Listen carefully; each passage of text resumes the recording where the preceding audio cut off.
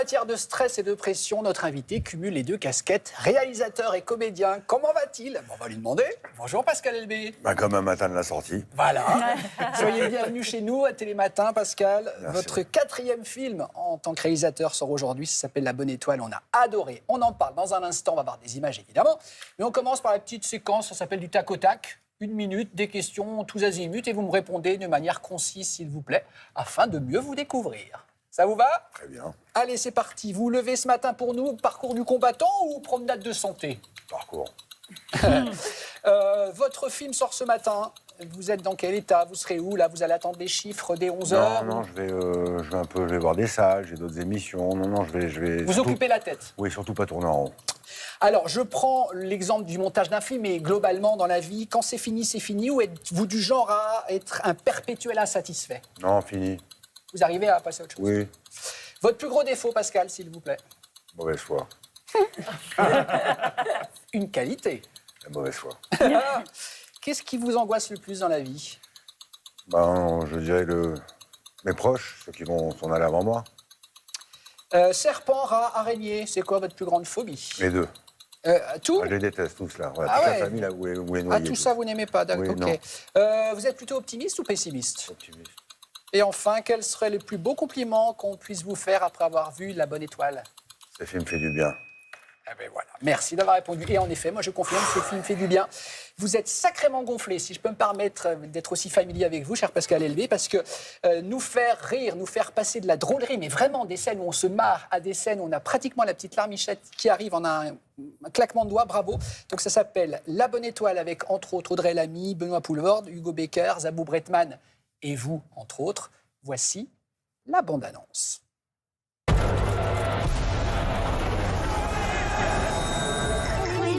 C'est l'immobilier des Allemands, des centaines. Qu'est-ce que tu fais là? Je m'attendais à un accueil un petit peu plus chaleureux. T'es parti hier, Jeanne. T'as déserté. Oh, tout de suite les grands mots. Réponds. Oui, on peut le dire comme ça. C'est quoi un déserteur? C'est rien, mon chéri. C'est une autre façon de faire la guerre. Il y a une dame de la haute, une baronne, qui planque des juifs. Tu verras qu'à la fin de la guerre, c'est encore eux qui vont s'en sortir le mieux. Vous voulez que je vous fasse des faux papiers avec une identité juive? Voilà. La démarche est assez inhabituelle, mais... Après tout, on va répéter. Joseph Ivanovitch, vous êtes juif? Bah non. Bah si. Oh, t'arrêtes. Quoi? Il est pas juif depuis 2 minutes que tu le persécutes déjà. Et si ça se trouve, ça va nous offrir plein d'opportunités. Sur la tête. Oui, bien sûr, j'avais oublié. Vous êtes un peu spécial pour un... Ah, c'est parce que je l'ai appris récemment. Pas de bol. Ah, tu l'as dit. Pardonnez-moi, mon père, parce que j'ai péché. J'ai apporté le déshonneur et la honte à ma famille. C'est de qui exactement? Empire! Fouillez!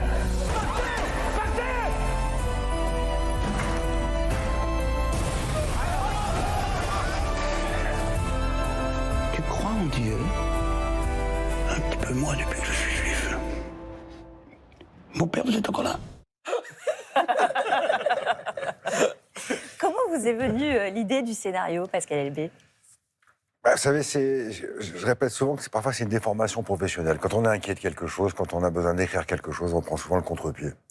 Et donc c'est détourner ces clichés qu'on entend aujourd'hui, qui perdurent beaucoup quand même, et qui sont aussi évidemment responsables de cette flambée de l'antisémitisme. Ces clichés-là, les détourner pour les tourner en ridicule, c'est presque une déformation professionnelle. C'est la seule façon peut-être de les contrer. Vous êtes toujours sur le fil. Sur le fil, pendant le tournage, pendant le montage, vous êtes posé des questions ou... Non, c'est une partition très particulière et très précise à tenir, la tragicomédie. Ouais. Il faut écrire l'histoire avec sincérité. Parce qu'en plus, elle s'inscrit dans la grande histoire. Ouais. Alors, il faut l'écrire avec sincérité et le rire, presque, j'allais vous dire, vient vous libérer. Il ne faut pas chercher à faire le malin. C'est comme ces tragicomédies italiennes qu'on a aimées, puisque le film fait souvent référence dans ce que j'ai lu à La Vie est belle ou à ces tragicomédies italiennes. En fait, je pense qu'il faut écrire l'histoire avec tout ce premier degré, même avec les acteurs. Je leur ai demandé d'être vraiment exclusivement dans la sincérité, dans le premier degré, qu'on ne soit pas à distance de l'histoire qu'on raconte, sans juger trop les personnages. Celui-là, on peut le juger facilement. Et donc voilà. Vous parliez donc de La Vie est belle. Moi, en voyant le film, j'ai pensé à 4 films. Vous me dites si ça peut faire partie de votre famille. Regardez, si je vous dis La Grande Vadrouille, Rabbi Jacob, La Vie est belle et Monsieur Batignolles, on est d'accord qu'on est là-dedans, Pascal. C'est des cousins, s'ils sont éloignés, en tout cas, Ils sont valeureux. Non, évidemment, c'est ces références, c'est des films que j'ai adorés sur cette époque-là. Ouais. C'est des films qui ont su parler avec légèreté d'une époque finalement assez grave. Et je pense que c'est une des bonnes façons de raconter notre histoire. Ouais. Je pense qu'il ne faut pas Notamment poser quand un regard trop sévère aussi. Quand vous marchez tous les deux avec Benoît Poelvoort, j'ai vu La Grande Vadrouille, on est d'accord, la scène. Ouais, mais Daniel Bourvil Thompson, de qui a vu le Funès. film, m'a dit que ça avait fait penser même au repérage de La Grande Vadrouille. Ah ouais. Bah oui, on est toujours dans cette ouais. époque-là. Évidemment, c'est des références très fortes. Alors, dans le film, il y a plein de scènes drôles, notamment lorsque Benoît Poelvoort, donc, se fait passer pour juif, doit réciter une prière juive, le kiddush, à la table d'une famille juive, et il faut qu'il improvise, et ça donne ça. Notre Père, qui es aux cieux, que votre nom soit sanctifié, que votre règne vienne, que votre volonté.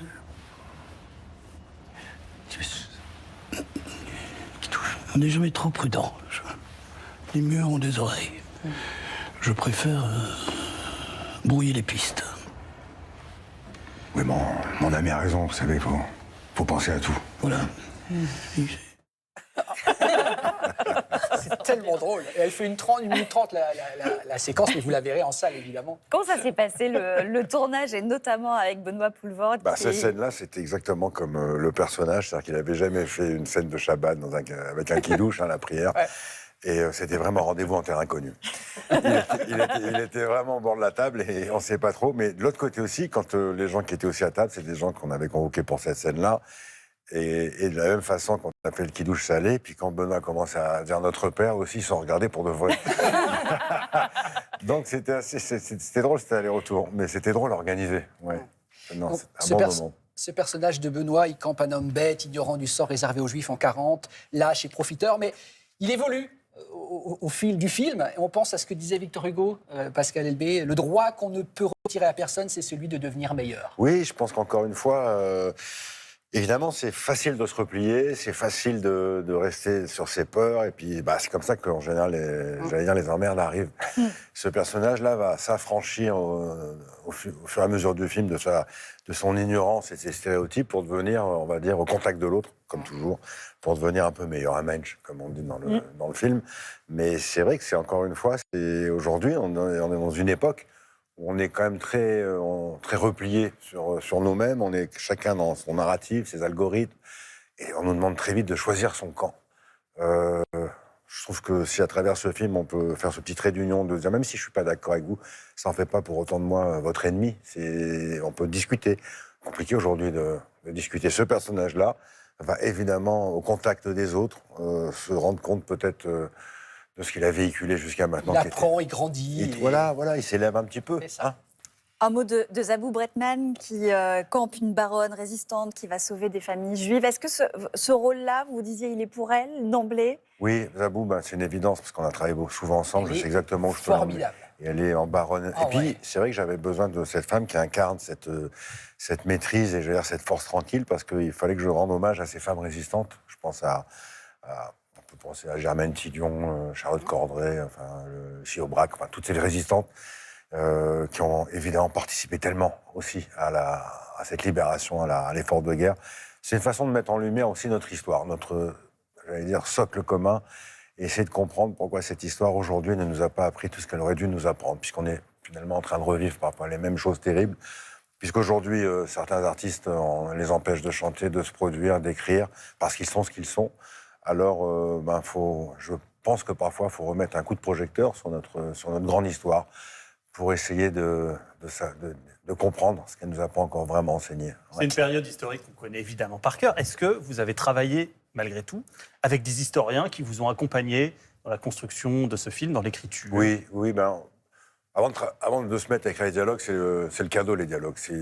Pour se donner du courage, évidemment, on lit beaucoup, on écoute. Alors, j'ai aussi deux historiens qui m'ont accompagné. C'est un bonheur absolu de relire notre histoire, parce qu'il y a des témoignages fous, mais si je vois, on peut faire 50 films sur la Seconde Guerre. C'est complètement dingue, ce qui passait même dans les bordels, en France, dans les bordels pendant la Seconde Guerre. C'était the place to be, c'était à l'intérieur, il y avait aussi bien des gens de la Wehrmacht que des gens de la Résistance. À l'intérieur, il y a des choses qui sont jouées, déjouées à l'intérieur. C'est une histoire, c'est un laboratoire de l'humain qui est dingue. C'est pour ça qu'un scénariste, quand on fait un film sur la Seconde Guerre, en tout cas sur la Grande Guerre, ou la Seconde Guerre.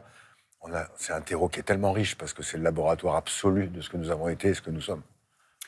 La Bonne Étoile, c'est en salle aujourd'hui. Allez rire, mais vraiment à gorge déployée et en même temps être ému grâce au film de Pascal Elbé.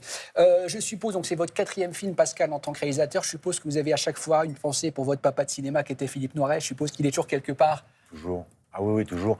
Lui aussi m'a parlé de la guerre, lui aussi m'a parlé de cette résistance. Philippe Noiret, que vous aviez entre autres découvert dans le film Père et Fils, le film de Boujna. Donc vous jouiez un des fils de Philippe Noiret. Donc si vous êtes un des fils de Philippe Noiret, vous avez forcément une sœur. Témoignage, une petite surprise pour vous, Frédéric Noiret, la vraie fille de Philippe Noiret, avait un petit message pour vous ce matin, Pascal. Tu n'es pas sans ignorer que j'ai été fille unique pendant une 40aine d'années, jusqu'à ce que, par hasard, au détour d'un film merveilleux, je me retrouve à la tête d'une fratrie magnifique et gigantesque dont tu étais le petit dernier, dont notre père était si fier et qu'il aimait tellement. Je crois que je l'ai rarement entendu dire autant de bien d'un homme et d'un acteur que de toi. En tous les cas, je sais que La Bonne Étoile va sortir sous une bonne étoile et qu'en tous les cas, il y a une étoile qui brille là-haut, qui te regarde et qui est encore très fière et qui t'embrasse. Et moi, je t'embrasse comme je t'aime, tendrement et très fort. C'est beau. C'est beau. Quel message. Une déclaration. Oh bah oui, vous savez, c'est ces rencontres qui définissent un homme, après un artiste, mais oui, il est un homme. Philippe Noiret m'a fait rentrer dans cette famille-là et m'a accompagné, m'a tenu, m'a guidé pour mes premiers pas dans ce métier. J'étais bien accompagné, évidemment, donc je pense souvent à lui avec beaucoup d'émotion, mais il est toujours là. Il est toujours là dans ma façon de réfléchir et m'accompagne. Merci à Frédéric Noiret pour cette belle surprise pour Pascal Elbé. On va justement revenir sur votre parcours maintenant avec Mathilde qui s'occupe des archives. Oui, je vais vous retourner en 92. La première fois qu'on vous voit à la télé, c'est dans une pièce de théâtre. Je ne sais pas si vous vous souvenez le nom de la pièce. Vous aviez une salopette short. Ah bah oui. Oui. Oui, Charité Ménardonnay. Eh ben voilà, on regarde. Excusez-moi, j'ai pas bien compris votre nom. Agostini. Ah, Simon. Ma chérie. Notre séminaire au club à Agazi. Pouf pouf. Pouf pouf. Aga, c'est la totale, gazou, gazou, tout à poil. Ça vous fait quoi de revoir ces images? Je dis souvent, c'est les débuts et c'est une des plus belles périodes parce qu'on était une troupe, parce qu'on était plein d'espoir, parce qu'on connaissait rien, donc on affichait nos rêves comme ça en grand. Mais c'était cette période-là qui était, c'est ce qui vous constitue pour la suite. C'est une époque bénie, j'ai adoré. J'avais 20 ans. Ça se voit en tout cas. Ouais. Vous avez l'air de prendre beaucoup de plaisir sur scène. Vous avez gardé la salopette ou Oui, la salopette. Non, la salopette. Alors, je pense que je l'ai brûlée. Mais non, je garde quand même un souvenir extraordinaire de cette période-là, vraiment. Alors on vous retrouve ensuite au cinéma. On l'a dit, en 2003, vous jouez dans le premier film de Michel Boujna, Père et Fils. C'est vrai qu'on a du mal dans notre génération à toucher parfois ses frères ou toucher son père. Ce n'est pas notre culture tout d'un coup de se toucher. Mais surpris, mais ça va pas, arrête. Nécessairement. C'est un bon souvenir de tournage, j'imagine. Je me rappelle pas de ça. Ah oui, c'était. On était au Canada, on était comme une vraie famille. C'était un de mes premiers films que j'avais évidemment coécrit. Et tout d'un coup, c'était la concrétisation de tous ces espoirs quand on est jeune. Et ça y est, c'était maintenant. Et après, toute l'aventure de Père et Fils, qui est le film qui marche, les Césars et tout le tralala. Ouais, c'est des bons débuts. Des bons débuts. Et puis après, au bout d'un moment, dans les interviews, vous dites qu'on vous donne un peu toujours le même rôle. Je ne sais pas si vous vous souvenez ce que vous disiez, c'était le rôle du boulet. Et c'est vous qui le dites, c'est pour ça que je me permets. Non, j'ai regardé les archives, c'est vous qui le disiez dans une interview. Et vous en aviez marre, c'est pour ça que vous êtes passé à la réalisation? Non, mais non. À cette époque-là, je pense qu'il y a quelque chose qui s'est passé dans la nuit. C'est vrai que parfois, on en dit des bêtises au cours du Oui, il y a eu quelque chose qui s'est passé. Un coup de mou. Mais sinon, c'est exactement ça. Non, si je passais de l'autre côté de la caméra, c'est parce que j'avais accompagné Michel Boujna, Roche Dizet m'a passé de l'autre côté. Et puis un jour, on se dit qu'on va faire ses propres erreurs. C'est pour faire ça. Alors, en 2010, vous êtes invité sur le plateau du 20h pour parler de votre premier film, Tête de Turc. Et voici ce que vous déclarez à propos de cette nouvelle casquette. Vous avez tous vos sens qui sont mis à contribution en état d'alerte. c'est quelque chose qui a été évidemment très intense. On a tourné en 6 semaines, c'était formidablement humain, haletant. Alors, mais par contre, je vais retrouver quand même avec beaucoup de plaisir les plateaux de cinéma comme acteur, cette légèreté. Mais quand même, c'est vrai que c'est une vraie découverte. Est-ce que pour vous, c'est plus épanouissant aujourd'hui d'être réalisateur que d'être acteur? Oui. Bah oui. Bah oui, parce que quand vous êtes réalisateur, vous avez besoin de matière, vous écrivez, vous réfléchissez, vous devez après évidemment convaincre, vous avez des retours de lecture, il y a tout un process, d'accord, mais ça vous anime, ça vous structure. Acteur, vous attendez le regard de l'autre, le désir de l'autre. Et quand on fait les deux, du coup, c'est un peu schizophrène, non? C'est bizarre. Oui, mais en même temps, vous savez, moi, je joue dans le film parce que je me suis dit, ce sera toujours un acteur de moins à caster. À caster ou à payer? Oui, ça fait 2 ans les deux. Voilà, et ça, c'est réglé. Je vais lui parler, il est bien, ce garçon. Voilà. Si on sait lui parler... Valeur sûre. C'est une valeur sûre. Si on sait lui parler, je pense qu'il va m'accompagner, pas m'emmerder. Ça sera plus facile à gérer en tournage. Et puis, je voulais terminer par un petit cadeau. Une grande actrice, je vous laisse la reconnaître. On va voir, c'est pas facile, elle a 5 ans. Qu'est-ce que tu fais là, toi? Et ben alors, c'est déjà fini? Non, mon moineau, ça recommence. C'est toi qui fais janvier. Thierry Lafronde. Ouais, c'est la démarré tôt. Thierry Lafronde. Et toi, Voilà, comment tu t'appelles? Bah, Isabelle, tiens. Tu t'appelles Isabelle? Ben oui. Je te connais bien. Oh, Wow, on la reconnaît. Bah oui, vous l'avez reconnue. Ouais. Et ce qui est drôle, c'est que ces enfants, pareil, c'est le Zabou portrait craché. Bretman. Ouais, en 64, qui jouait dans Thierry Lafronde. Ah oui, elle a démarré très très tôt. Moi, je pensais que c'était moi qui l'avais découvert. Pas du tout. Vous Mais alors, pourrez lui pas du montrer tout, je me cette suis trompé, archive. pardon. Et Zabou qui est en baronne, donc, dans le film de Pascal Elbé. Merci beaucoup, Mathilde, Merci à pour vous. ces merci souvenirs. Mathilde. Adrien, vous allez retourner en enfance maintenant avec Adrien. Absolument. J'ai recréé, Pascal, le mur de votre enfance. Alors, vous nous pardonnerez le papier peint qui n'est peut-être pas tout à fait conforme à celui de l'époque. Néanmoins, il y a des dessins accrochés, des photos, des cartes postales, des post-it même. Et je veux bien que parmi tout ce qui apparaît devant vous, vous choisissiez ce qui vous inspire. C'était là, c'est parti, mais ça va revenir. Oui, ça va revenir. J'imagine. On est en train de remettre un coup de balle. Voilà. Alors, c'est vrai que j'ai grandi à côté de la grue qui était juste là. On allait souvent se promener du côté du quartier des Regardez tout ce qu'il y a là. Face à vous. Alors, je démarre, je vais tout vous faire. Il n'y a aucune raison de sélectionner. Allez-y. Alors, fais ce que tu peux. Fais ce que tu peux. Ça, c'est ce que me disait ma maman quand je partais à l'école avec parfois la boule au ventre. Parce que je n'ai pas été non plus le couteau le plus aiguisé de la pièce à l'école. Vous n'aimiez pas l'école? Et, Vous n'aimiez pas l'école? Pardon? Vous n'aimiez pas l'école? Mais j'étais pas le cancre qu'on aime raconter, non. Moyen. C'était pire que tout. J'ai travaillé, j'étais nul. Ah ouais. Donc voilà, fais ce que tu peux, ça voulait dire fais ce que tu peux, ça va. Et c'est encore une phrase que vous répétez? Ouais, c'est comme un mantra, c'est déjà de dire fais ce que tu peux, on verra. Okay. C'est déjà pas mal, c'est pas la peine de se mettre une... voilà. Qu'est-ce que je pourrais vous dire? Alors, c'est quoi la carte postale qui est en bas? La carte postale, c'est Tanger. Ah, Tanger, c'est un pays que j'aime. Le Maroc, évidemment, c'est un pays où je vais souvent. Et Tanger, c'est un de mes premiers souvenirs. Je crois que c'est la première fois que je suis parti avec un ami en train au Maroc. Et on n'a donné aucun signe de vie. J'ai été très jeune à mes parents qui ont dû appeler Interpol pour me retrouver. Mais non. Oui, c'est vrai. Incroyable. Oui, je vous assure. On est tellement bêtes quand on est Faites jeune. pas les choses parfois. à moitié, dites donc. La voiture rouge, là, c'est quoi? La voiture rouge. Une Opel Kadett? Ouais, ça c'était je crois, c'est la première voiture de mon papa, ça c'est fou. Et je me rappelle, quand on était plus jeune, on partait en vacances avec cette voiture et on dormait à l'arrière. Vous savez, comme ça, à tête bêche avec mon frère. Il n'y avait pas de ceinture de sécurité, il n'y avait pas tout ça. C'était surtout des périples. C'était des périples pour aller en Espagne, voyage de nuit et tout, mais il y avait cette arrivée au petit matin où on voyait les vacances, on se réveillait et on était en vacances. Ça, c'était fou. Spider-Man, oui, quand j'étais petit, jeune, il y avait des magazines qui s'appelaient Strange, étrange. Et vous vouliez être dessinateur, il paraît? Oh oui, je voulais être dessinateur et j'ai une grande chance d'être dans mon parcours de dessinateur, c'est que dans ma classe, j'avais un copain qui avait vraiment du talent, qui était vraiment dessinateur. Et c'est grâce à lui que je suis sorti tout de suite du dessin, parce que je me suis dit, mais je suis tellement loin de cet abruti, il était tellement meilleur que moi.